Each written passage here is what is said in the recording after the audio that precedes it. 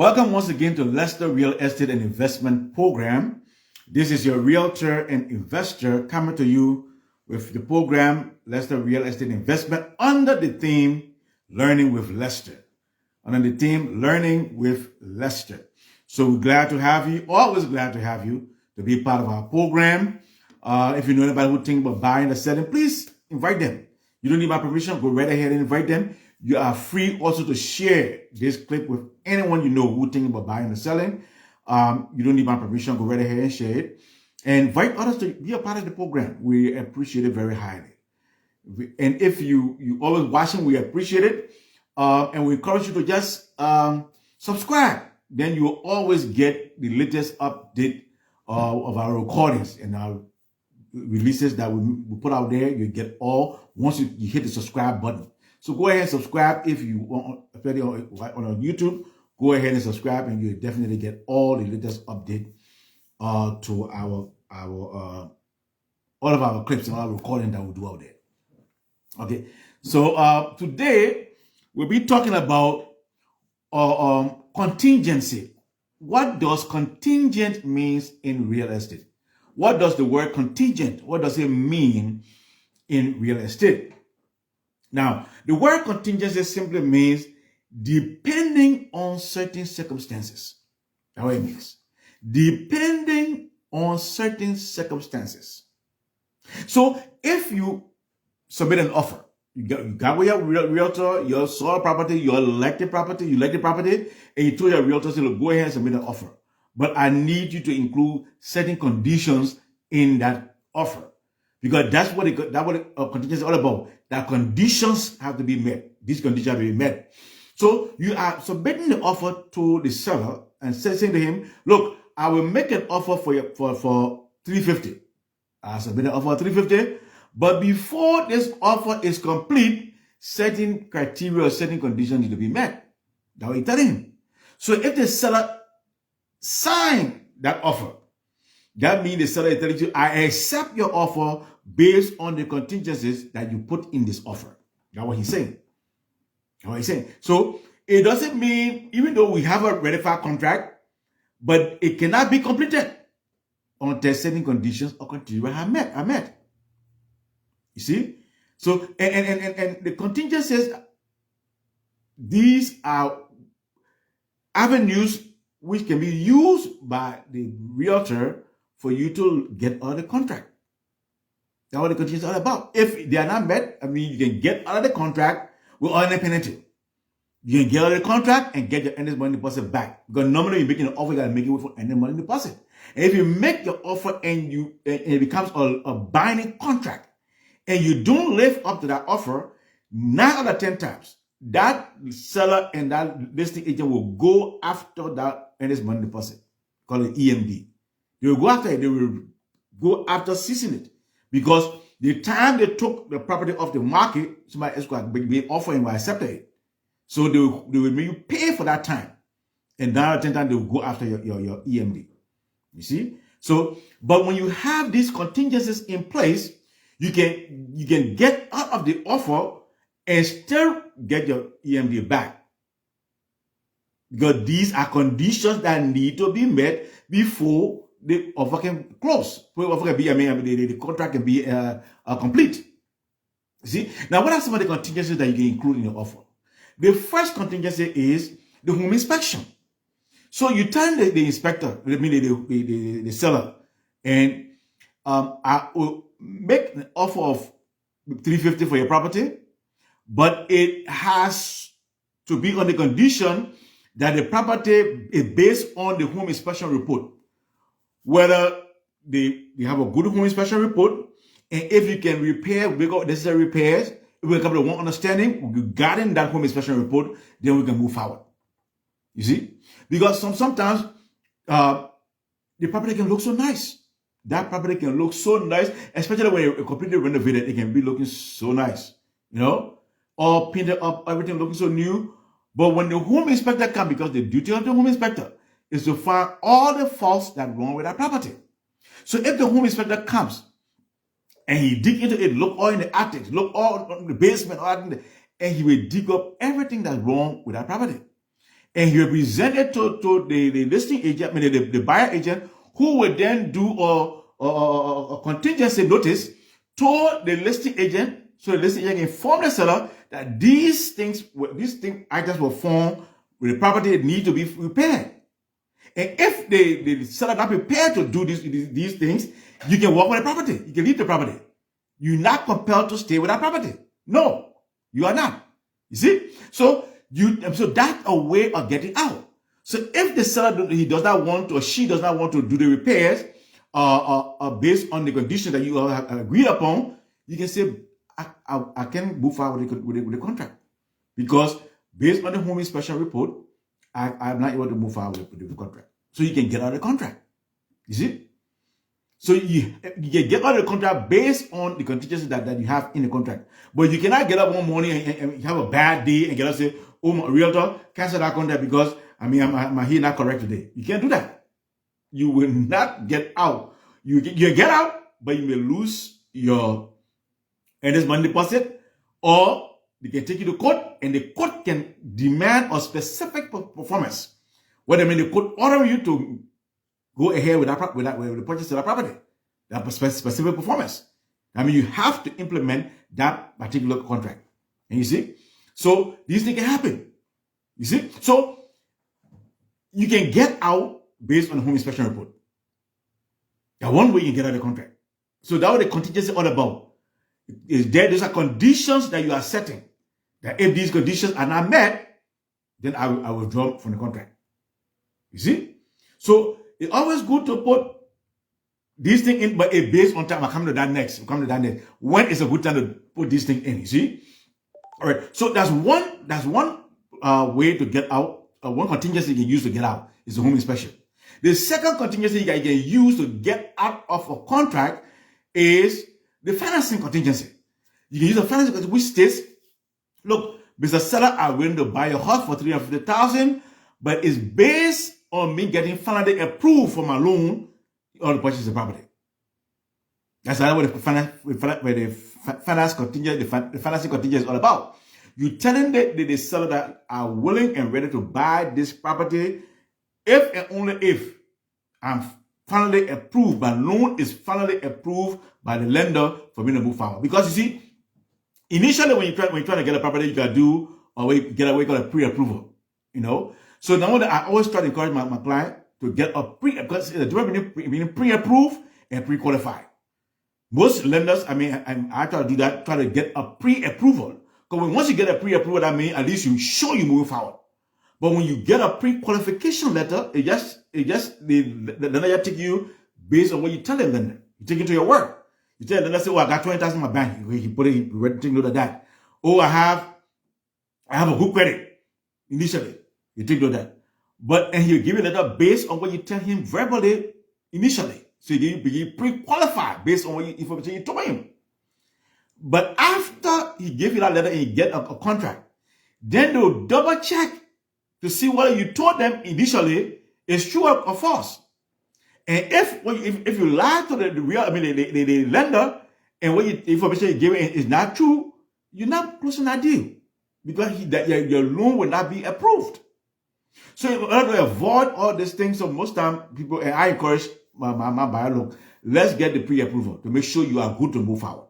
You know, because you want to start the process and look and say, oh, you can't get close. That's not a good thing. You know, you want to make sure you stand where you're standing. You want to make sure you get close before you try to move forward. That's a good way to go. So I'll try to at least always use that method to get my client pre-approved, not pre-qualified, but pre-approved. Make sure that the lender check everything to make sure, yes, indeed, I'm qualified. I can move forward. I can close this deal, and then we can move forward and close this deal. Move forward, say, first action. So that's what I do, and I encourage other realtors to do the same. Get your client pre-approved. Don't get them pre-qualified. Get them pre-approved to make sure that they definitely can close and be able to move forward with that deal, and then they can move forward. You see? So once you get your loan your loan approved, then you can move forward and buy the property. But you cannot buy the property if your loan is not approved. So you can use that as a way of getting out of the contract and say, look, I will buy your property if I'm approved, if my loan is approved to move forward with this deal. So if it's not approved, seller can hold you. The seller can let you get out of the contract and give you your earnest money deposit back.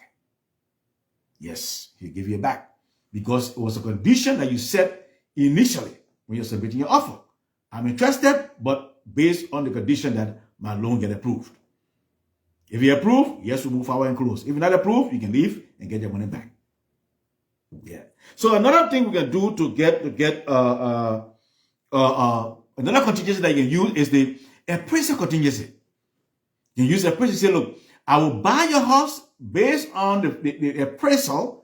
Because you see, normally people do a lot of repairs on the house, they renovate the house, they do a lot of stuff, and so now they carry the price so high because of all the work that they did on the house, and normally it doesn't appraise. That means because when you make an offer, the lender you got that like give that pre-approval letter, he will send an independent appraiser to check to see whether that property is worth the value that they're asking for it.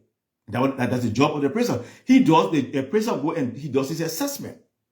He assesses the property to see whether the sales price is valued to what you're asking for it. So the role of the appraiser is to check to see whether the price is $350, $375, $400, $500,000, is the property worth $500,000? And that's what the appraiser goes to see and figure out. Is this property worth $500,000? Is this property worth $400,000? And then once he checks and it's $500,000 or above, you guys can move forward.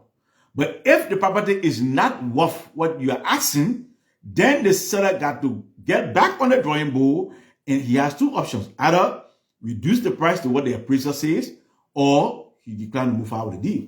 The seller can do that. You see? But most times the seller will try to negotiate to make sure you come to one understanding to move forward. But you can use that to get out now. You can say, Mr. Seller, the appraiser came and did his work, but the price you asked for the property is below. I mean, it's higher than the appraiser assessment. You asked him for $500,000. The appraiser said the property was $475. Are you willing to reduce the price of $475 for us to move forward? If he's willing to reduce it to $475, yes, you can move forward and close. If he's not willing to reduce it to $475, you can walk away from that deal and get your earnest money deposit back. You can do that. If he's not willing to reduce the price to what the appraiser, because the bank will not give you more money than what the appraiser says. He will not. But the thing is, now let's come to the next point is, when do you use contingencies? When to use contingencies?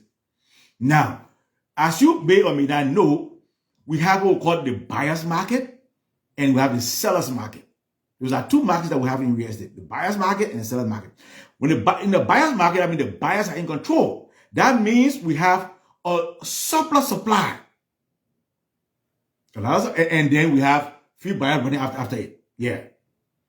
So then because they're just supply and demand. Where you have a lot of that, where the supply is a lot, then you have few buyers going after it. Definitely, you can negotiate the price. You see? But when there's a shortage and you have a lot of people running after it, then in a seller's market. That's what we have been over the past few years. We have been in a seller's market because the supply of houses in the market have been short, and you have a lot of people running after the few properties down the market. And then the demand, I mean, definitely the prices will escalate, will go up. People will be making offers above the asking price because they really want that property that they see and they like, so they will make offers above asking price. So now, if you're in a seller's market, don't even think about contingency. Let me let you know now. Don't think about submitting a contingency when you are in a seller's market, because the seller at that time is looking for the highest and best offer you can get without any contingency. That's what the seller is looking for. The highest and best offer, because some buyers who really like certain property, they will waive every contingency. They will waive the home inspection. They will waive the appraisal. That means if even the price above whatever the property was, they will pay that extra amount. I will tell the seller, look, I will buy a property even if it's above what the property is worth.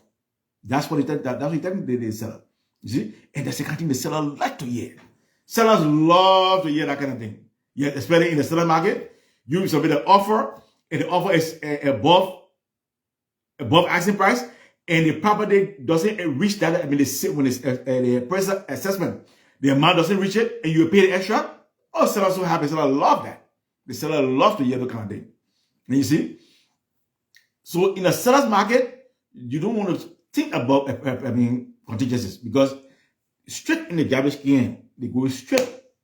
The seller looking for the highest and best, and they want to all contingencies. Another thing you don't look for, you don't try to negotiate for closing costs in the seller's market. No, but that's a different topic, a different day, you know. But these things in the seller's market, I mean, the sellers are in control, and they're looking for the best offer that they can find. And because normally we get a lot in the seller's market, yesterday you get about 10, 15, 20 offers for one property. You get a lot of offers for one property. And the other one that don't meet the criteria, straight in the garbage can, you get it in the garbage can, put it in the garbage can. They're looking only for the best that they can find. Then they try to decide on the best that they have amount to move forward. That's what sellers do. You see? The seller do not want to look for anything called contingency during the seller's market. When you are in the buyer's market, that means the buyers are in control. That means you have surplus property in the market, and now you can decide, okay, I want this, I don't want that. When the buyer market, then the buyers are in control. You can say, okay, your house is worth 500,000, I can pay you 475. You can negotiate. The seller will be willing to negotiate at that time. You see, when you're in the buyer's market, then you put in your contingencies, and you put in all the demands and all that stuff when you are in a buyer's market. And that's why I encourage you. So make sure you negotiate when you're in a buyer's market. When you're in the seller's market, you got to be straight up and just go the best deal you have, or else it's going in the garbage can. Your offer is going straight in the garbage can. It will not be considered. So these are some things we just try to throw out to you, so you can be mindful, you can be aware as you go still in the seller's market. I'll just submit an offer, and when I accept it again, because a lot of they receive, they have 15 offers for this property, 15 offers. We went $12,000 above the asking price. $12,000 above the asking. Somebody went $20,000 above the asking price and got the property. $20,000 above asking price. See what I'm talking about? We just lost. Honestly, just last week we lost. We submitted offer, but we lost because somebody went above us and got the deal. You know, and I didn't mind, because at least we did our best. We gave our best shot. But we lost, but we're still looking around. We'll find another deal to keep it going, you know. But in this market we're in right now, buyers, I'm telling you now, when you come in, you gotta make sure you come in prepared, you have done your homework, and you gotta make sure that you come in with not too many contingencies, because it will not be accepted. And you're not coming trying to tell your realtor, I won't go below asking price at this time. You will not get that property. You gotta be prepared to go at the asking price or above the asking price. Most times, you can be above the asking price in order to get an offer through right now. So just be mindful as the market. Always good to ask your realtor, what market are we in? Are we in the buyer's market or in the seller market? Because when you're in the buyer market, then that will tell you what kind of mindset you get in, to put your thoughts together to make an offer. If you're in a buyer's market, you know definitely that, okay, I can put in contingencies, I can negotiate to get a better deal. If you're in a seller's market, I can put in no contingency, I gotta give my highest and best offer. So you gotta know what market you are in right now in order to move forward. So I just stopped by today because I just had a situation. That's why I said just come on board again and try to just educate the public about contingency and when is the good time to submit contingency and when is not good to submit contingencies.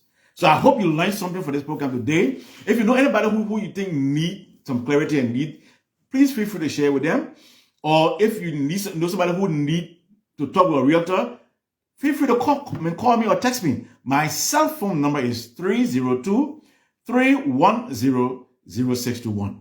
Again, my cell phone number is 302-310-0621. I'll be glad to talk with you, or I will get back to you at my earliest convenience.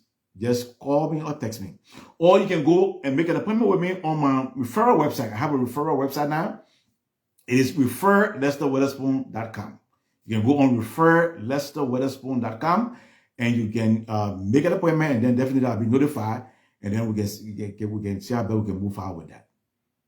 So, either way, reach out to me. I'll be glad to sit and talk with you. I'll be glad to go in more depth with you of the process and how you can give me your own situation, because everybody's situation is different. Based on your own situation, I can give you, be more specific and at least tell you how the best way to move forward and to make an offer or to do other things in the real estate market. So I hope you learned something.